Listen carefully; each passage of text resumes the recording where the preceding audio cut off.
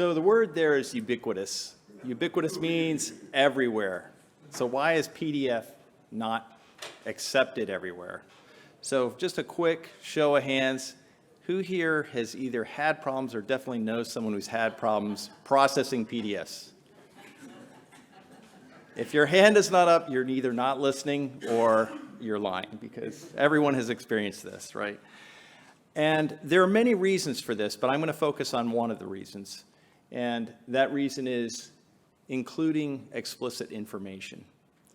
And so what do I mean by this? I mean the original data that was there that led you to the PDF. I'm sure many of you have gone in to Excel, put some data in, created a bar chart, then I need to take that bar chart, include it in the PDF so I have a nice graphic, but at that point I've lost everything, unless I've used an associated file or something really cool about like that, and we'll talk about that a little bit. Okay, so I'm going to talk a little bit about a journey that I've been taking. I've joined Adobe back in 1993, and this is, I guess, good year. Yeah, good year. So for me, it was both a blessing and a curse. And the reason is I started off on the PostScript side. But I happened to join, my boss at the time said, make sure you join at the beginning of the quarter so you can get your full quarterly bonus shares, et cetera. Great, okay. Well, unfortunately, my stock was granted right at the very height of PDF hoopla, and immediately dropped 20 points within 2 weeks. So for a long time, my shares were worth nothing. But I started off right at that time working on PostScript with a simulator where I got to learn all the great stuff that eventually or was part of Acrobat, a lot of the routines for the image pipeline, et cetera. From there, I worked on an interesting problem. I don't know if Frank and Ulrich are here, but Tech had this nasty problem with fonts, and I had just started work on the distiller, which would convert PostScript to PDF. And this was my first exposure to some of the bad things about PDF. And what would happen is we'd get these fonts that would be substituted, and we'd have no idea what these characters were. And so I went in and figured out a way to substitute the fonts with a proper font that actually had the encodings there. And so that, again, was my first exposure to there was not something was rotten in the state of Denmark. From there, I moved over to Capture OCR. So you're going to see a recurring theme. I've got information that was originally there that we lost because it had been printed on paper or rendered, and now we had to figure out what are the characters. You know, what's the overall flow of this? Where are the paragraphs? And this was a very hard problem. And in fact, it was even a harder problem because I had to write the entire toolkit that actually generated the PDF from the product, which I'm proud to say is still in our product today, believe it or not. From there, I moved to another problem, taking data, which was the ebook reader. So we originally I had a Palm, can't remember, 2 meg, 4 meg, 3 batteries. And we were trying to, at the time, take PDFs and convert them into nice little reflowable ebooks for the Palm. And it was a fun project. We quickly got out of that business, but that was about the time that Section 508 came out for the accessibility reader. And so I changed gears. I think it was PDF 1.3 at the time. And so we had the idea of logical structure, and we had to go in and figure out what was in the PDF, backward engineer, try to find the paragraphs. And at the time, this was almost a tractable problem. It was still a hard problem, but it was almost tractable because the various creators of PDF could only create very simple layouts. It's not like today. And so that's one thing that has changed through the years, but we'll go a little further.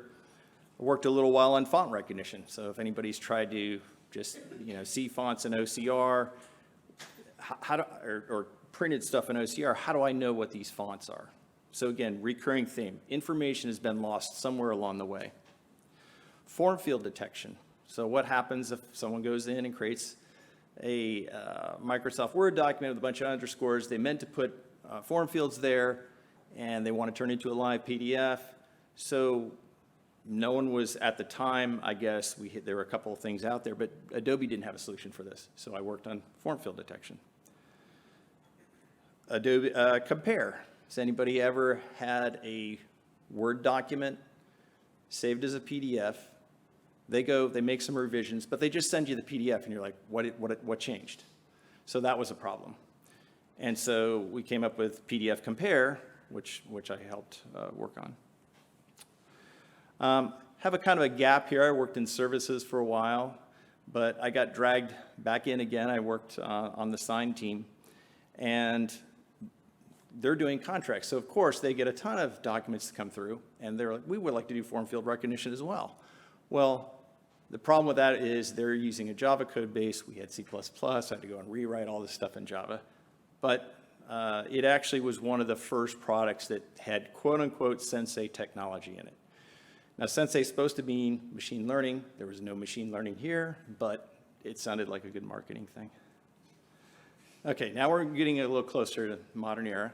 So has everyone here used liquid mode, know what liquid mode is? Yes? Say, anyone who doesn't know, it's our mobile, Adobe has a mobile device capability where you can take a PDF and it will go in and figure out the structure of the PDF and be able to reflow it.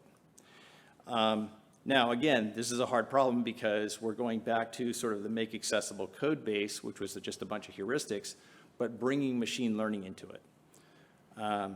So you can see that was quite a while ago, but it took a really long time to get that mostly right. There's still a lot of files we can't handle. Jump forward about 3 years, deep table model. So now what happens when you have a table in a PDF, and we're going to try to detect that using a model. And then finally, form fields model. So that's going back 2 years. So this is kind of my journey. And the reason I just want to describe it, it's just to show that my whole life, professionally pretty much, has been working on trying to detect what was there in software. For Adobe. And so I'm pretty passionate about structure, and obviously if the information could have been there in the first place, I could have avoided all this. So my goal here today is to just let people know a little bit about what could you include in the PDFs that would make life easier for everyone. And my contention is that if people were authoring apps were to do this more often, then people would be much more accepting of PDF. So I'm just going to go through this a little quickly. I'm not a big ISO standards person, but I just wanted to show a little how PDF has evolved in the areas that I kind of personally care about. Obviously, 2.0 is really important, and these aren't necessarily in chronological order. I realize this probably comes later in the stack. But the full specification of the language, this is really the bread and butter of kind of what I do and the people that I work with, what we tend to focus on, and certainly what Adobe tends to focus on a little bit more. You go back in the day, PDFX. So this is really critical for printing, but it doesn't do much as far as you're trying to analyze documents and things like that. So I bring that up, but that's not an area of concern. Archival is another one, and of course, there's a lot there. So 2 Unicode, very important. So there are some aspects where it crosses over. UA is absolutely probably the most important thing up here for me. I've worked on accessibility a long time, and being able to figure that out for a screen reader. So you can imagine reflow for a small device, to me, was just an extension of being able to read things out loud to people in the order that needed to happen. PDFE, there's a little bit there to make sure that engineering documents are properly handled. High volume printing, I just bring this up, but again, it's not quite so much, although the personalization is nice if you know exactly who you're talking about. So there's a little information there that we want to maintain. And then raster image. And here, I bring this up a little bit, it's a little bit of a tangent, but we found we had some really interesting problems, and Leonard was part of this as well, where when we were originally trying to move from one platform to another with our model, all of a sudden it worked absolutely horribly on one of the platforms. We couldn't figure out what's going on. and it had to do with how it was rasterizing the images and how it was rasterizing the fonts. And it was just ever so slightly different. You look at it like, I can't tell as a human what the difference is here. But the machine learning, because it focuses on such small near neighbors, it would pick up these differences and just do the wrong thing. Very frustrating. I want to talk a little about how PDF, in terms of what features are there, has progressed. As you may have seen earlier today, the Camelot project, right, was a big thing. And this was important to me because I had worked on the PostScript side. So to me, it was really obvious where PDF came from. But the idea of Camelot, to be clear, was not just that it looked correct image only. But John Warnock came back and extended that to say, no, it's about maintaining the full fidelity of everything, not all the information, not just the rendering of the information. And this is a really important point. So it's really critical to make sure that when I get the information from a PDF, that it's as absolute as possible in the sense of what was the original intent of the author, and not just does it lay out correctly on a printed screen. John's going to give a little talk later about forms, but back in, I think, 1.4 or so, PDF forms came along. And that was kind of the first foray into something, well, one of the first, it wasn't necessarily the first, but one of the first things where we sort of changed a little bit about PDF and became interactive in different ways. And so this was an area where, does anybody have an iPhone and ever tried to look at a form on their iPhone and notice none of the fields are there? Yeah. So this, started noticing there's some holes here and there because things aren't getting rasterized correctly. I talked about structure and accessibility already. Richer authoring. I think PDF 1.6, if I'm not mistaken. How can we have those fields, these form fields, be a little bit more rich in their appearance? And so again, this was a nice area because we actually had the intent. The intent was encapsulated within that. So it was a little different than the original PDF where it's just rasterized this wherever on the page. Mobile viewing, as I discussed earlier, when obviously our first mobile platform came out, we could actually rasterize a PDF and it was great, except you'd have to pinch and zoom and slide back and forth to read anything. And we needed a better way, right? So we went in and developed the liquid mode to handle that. But what it really gets at is there's a whole new world of user out there. And especially as you go to places like India, they don't necessarily have computers, they just have a mobile device. Everyone has one, but it's a far different world than maybe places in Europe and the US. Document workflows. So obviously with VT and some of the different areas, we've seen workflows expand.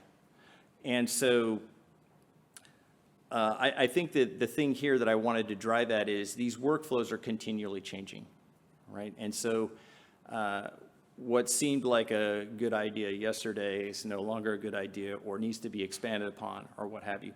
So one thing to think about is that as PDF progresses, what also progresses is just the different ways people think about how to use PDF in their workflow.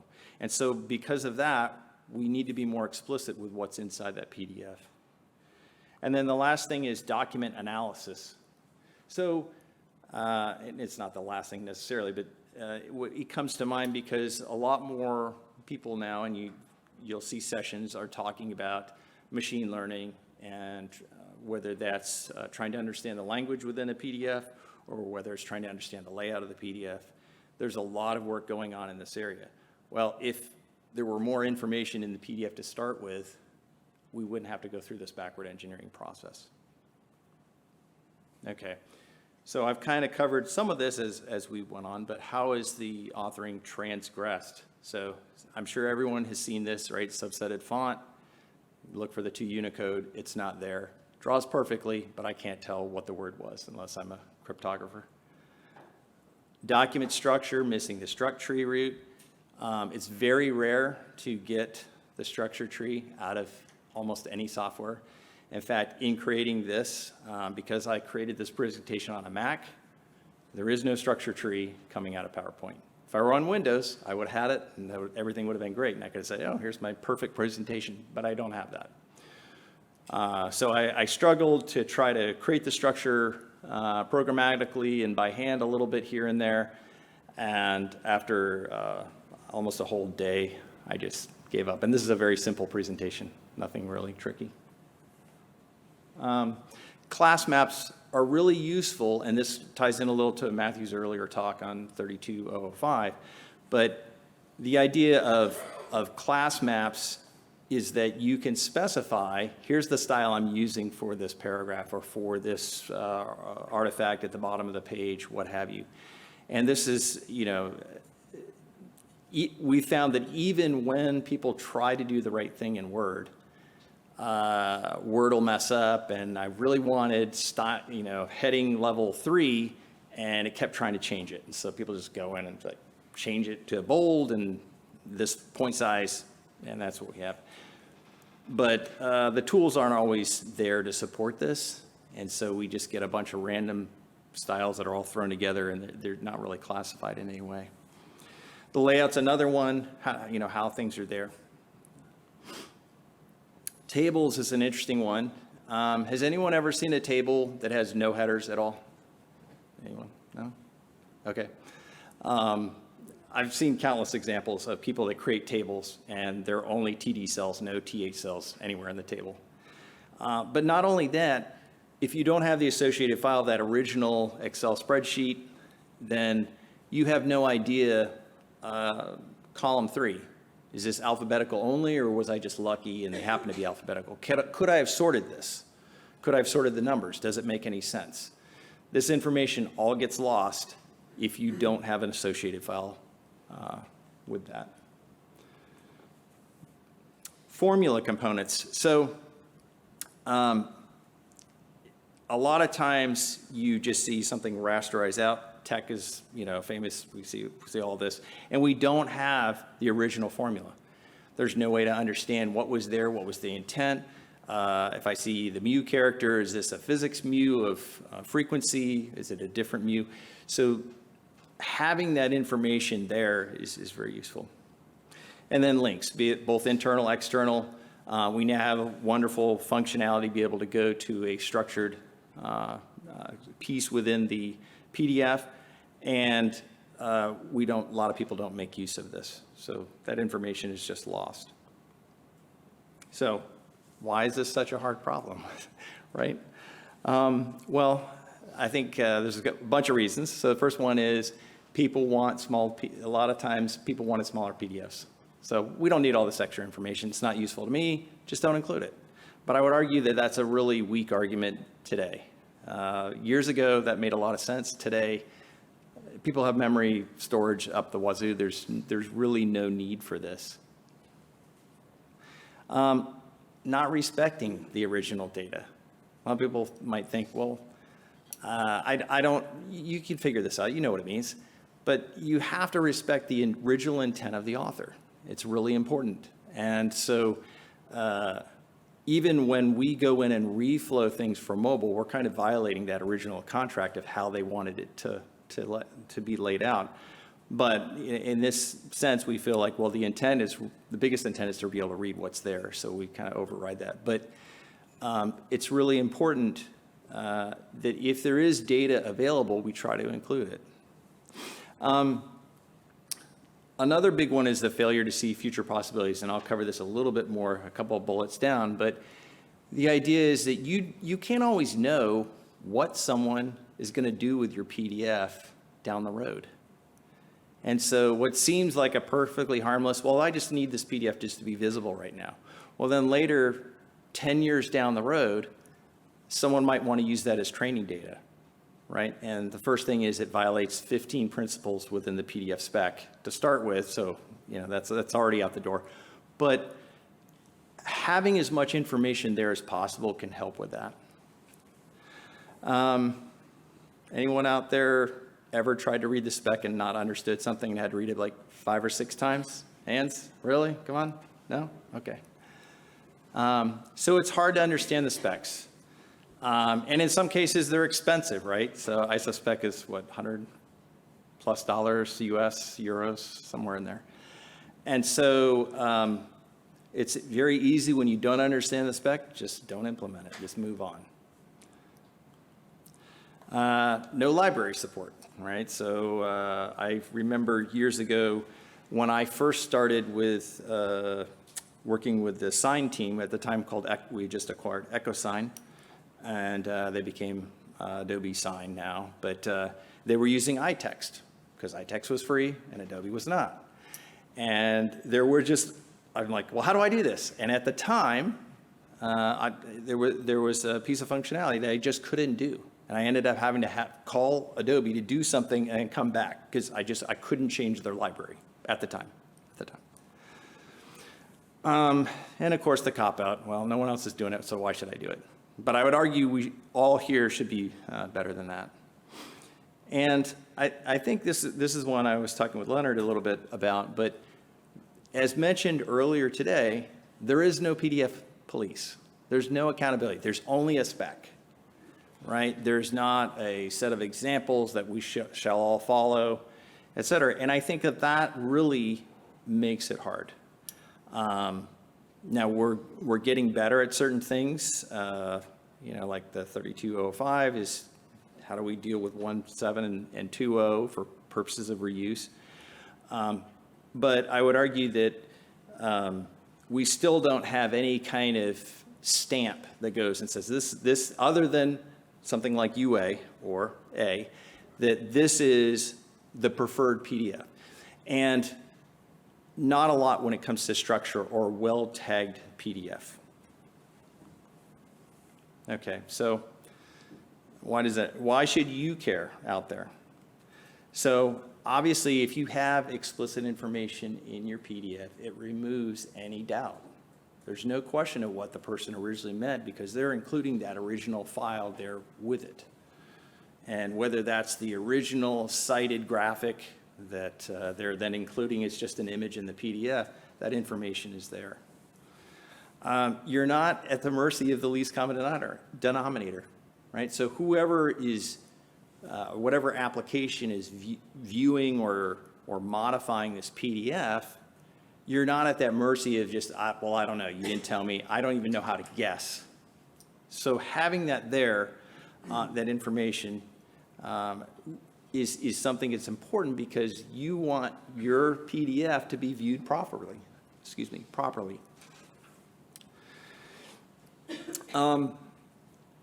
I think everyone here would be happy if PDF were to continue as a valuable format that people use. It keeps us all employed, hopefully. And so having that rich information is one of the things that will keep PDF as a valuable format. And as I mentioned earlier, you don't know what are the future workflows out there. There could be something that's really amazing right around the corner, and if none of the PDFs do the right thing, it won't matter. I'm going to talk a little about learning from some past failures. I'm going to do it, unfortunately, Adobe-centric because that's what I'm familiar with. But some of the lessons we learned in the past. So one, liquid mode. I'll tell you a story. We started off, and this was long ago, Richard and myself, and we were tasked with how are we going to train on 1 million pages. So we're going to pick 1 million pages out of some corpus somewhere, and we want to go in and we're going to tag each of these pages. So tag is a term which is maybe confusing because tag means one thing in PDF land. It means a different thing in machine learning land. But basically what you're doing is you're providing the answers so that you can train the machine learning system. And so we started off and our CTO said, okay, here's $1 million or $1.5 million. Go out and tag 1 million pages. And like 3 weeks later, where are my tagged pages? I don't have them yet. Well, we're still trying to work on, trying to understand what we considered, and we coined at the time, the well-tagged format. What is that supposed to look like? Because we have to have one way to do this, because if we give it 18 ways, the machine learning is just going to get lost. And we were basically instructed, just start tagging. We'll figure it out on the fly. Well, of course, we ended up having to go back and retag pages and later retag more pages. So we lost a huge amount of time, where if we would have done it right to start with, we would have had a much better solution. That even propagated a little bit further, because we later decided to go down the route of the tables. And you would have thought somewhere in tagging all those pages, we would have at a minimum just said, page 35 of document 296 has a table in it. But we didn't do that. we did the absolute minimum at the time. We weren't thinking about the future. So we had to go back and redo, just figure out where there were tables when we could have had that information much more easily. And then at the time, we also couldn't agree on what was a well-tagged table. Again, more time lost. So these are things to think about early in the process. Don't think about them late. PDF tools. I'm going to tell a story about, we offer a JSON tool, which, take a PDF in, you get JSON out. And we spent a lot of time initially with export. So that was our main use case. Everyone was pretty happy with export, doing pretty much the right thing. And we had a group come along, the Smart Search team. And they said, well, we want to do things a little bit differently. But rather than them telling us up front, they waited until they had the whole solution in place, and they're like, this doesn't work the way we thought it was going to work. And Leonard and I at the time were like, great, okay, wonderful. And so, again, it was just not thinking about where we're going with things and not making sure that original information was there. And I think the key to this whole puzzle, right, is we want to make sure that PDF is the standard for another 30 years. And I really believe that a big way to do this is making sure that explicit information is there. It will make processing much easier for consumers, and it will give us a path to different workflows and not just the ones that we see today. So I'm going to just go through this real quick. This should all be obvious by now, but use your to Unicode, the struct tree, namespaces I didn't cover earlier, but that's a really important thing here because not every customer agrees on the same set of labels. But if we use namespaces, that's our way to create that alias to what property you really care about. In fact, I even had an interesting thing with the machine learning team because we had 3 different workflows and they wanted to retrain 3 different models based on 3 sets of data. And I said, why are you doing this? Well, we have different needs on the back end. I said, well, then you just map the correct things to what you want on the back end and you train it one way. Why would we do 3 trainings? So namespace is a very effective way to do that. Covered information there. And I think with associated files, right, we have either the original source or the data. Both are very, very valuable. Obviously, original source is the most important, but if you can't get that, at least having that original data that was in that Excel spreadsheet, so having a CSV, maybe not the full Excel that tells it's sortable and stuff, is very useful. Or you may need to supplement, right? If we had MathML, we understand what the equation is. We can relay out the equation in a way that fits the page. It's all useful stuff. And then the last thing is accessibility. I shouldn't say it's last, but it's the last on my list. It's certainly not the least. And I have left out, obviously, a lot of people like to do fancy graphics for the first letter. It's nice to know the actual text is T for thee or what have you. Images, always put an alt on there. You want to know what, for a blind user, having a description of what's in that image and what does that mean? Why am I showing this image? It's a very useful thing. So it's not even necessarily just for people that need visual aids. It can be very useful that I am showing you this image because I think it is important for this reason. And I also don't include in here the latest 2020, the pronunciation keys, which is really useful for screen readers. So all of this is very useful information. And having that information there will go a long way. There has been progress along the way, and I did want to give out some props. So I don't know if anyone out here has tried this experiment. Does anyone use Illustrator at all? Have used Illustrator? It's a very hard tool to use, but has anyone ever taken the file and just renamed the extension to .pdf? What happens? Well, it was surprisingly that it showed something, but I was expecting. So it's very interesting. So I had only learned this about a year ago, that if you change the extension to PDF, it will display, maybe not 100%, but it'll do as close a representation as it can for a PDF, which I thought was really cool. I talked a little bit about liquid mode, and I'll mention in here, if you ever hear amongst the wild Project Colorado, that was on our internal name back in the day before liquid mode came out. And originally Project Colorado, the one thing was kind of funny was Colorado was originally something that was for only trying to detect the structure of the PDF, but it eventually kind of grew to the whole thing, which I thought was pretty cool. So Tech is now working on, I think, the third year now of making tagged and accessible PDF directly out of the core. Very long project, but this is going to be awesome when it's finally completed. I know we've seen prototypes already. It does a lot of great stuff already, but this isn't an add-on library that you have to remember to include. It's just part of the core, and that's an amazing thing. So we have something that is a structured app that is actually going to produce fully tagged accessible PDF. So hats off to the people there. John's going to give a talk, I think, tomorrow on next generation forms, but that's more progress that we're making. Anybody ever had a form that they can't use because it has JavaScript, and we really shouldn't be loading JavaScript in viewers, especially when there are zero-day bugs and things like that in certain viewers.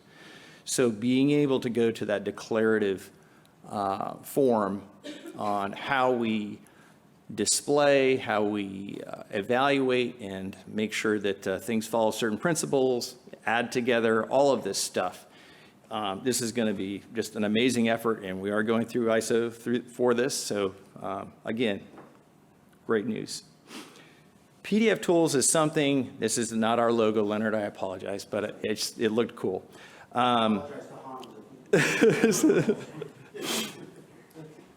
But Adobe, we have tools that we use internally. I'm sure many companies have the same thing.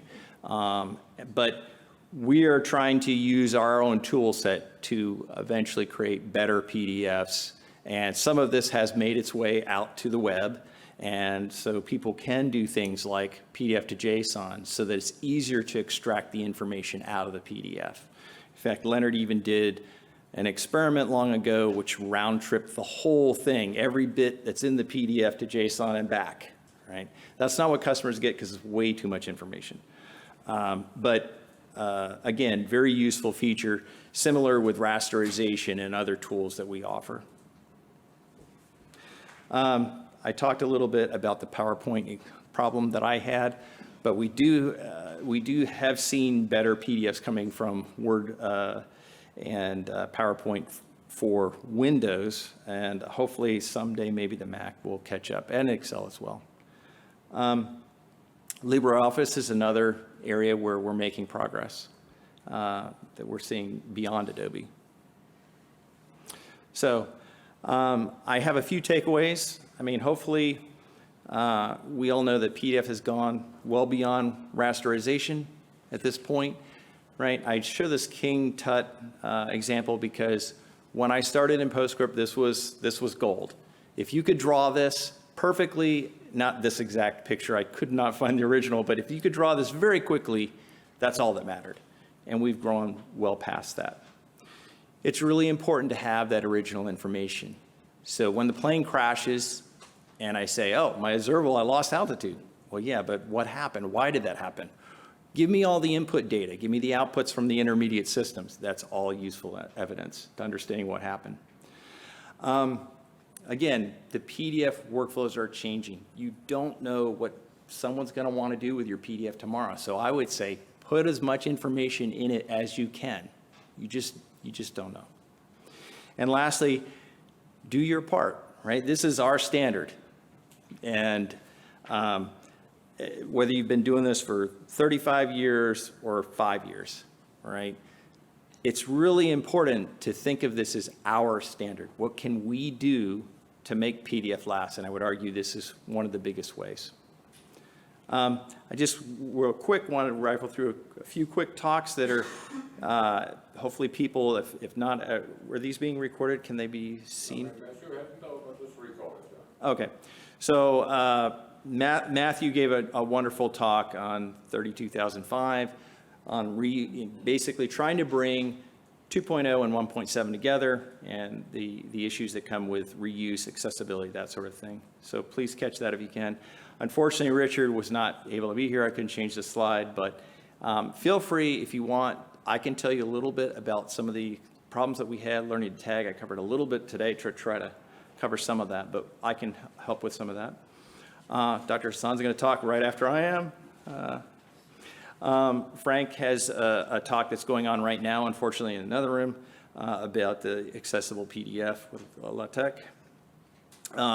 Patrick has a great talk about PDF optimization horror stories, so I'm looking forward to watching that one.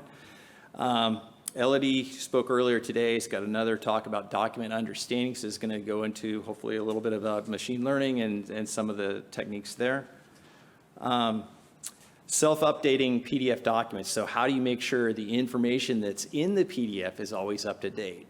And so this, I'm looking at this is a tough problem and something I would really like to see.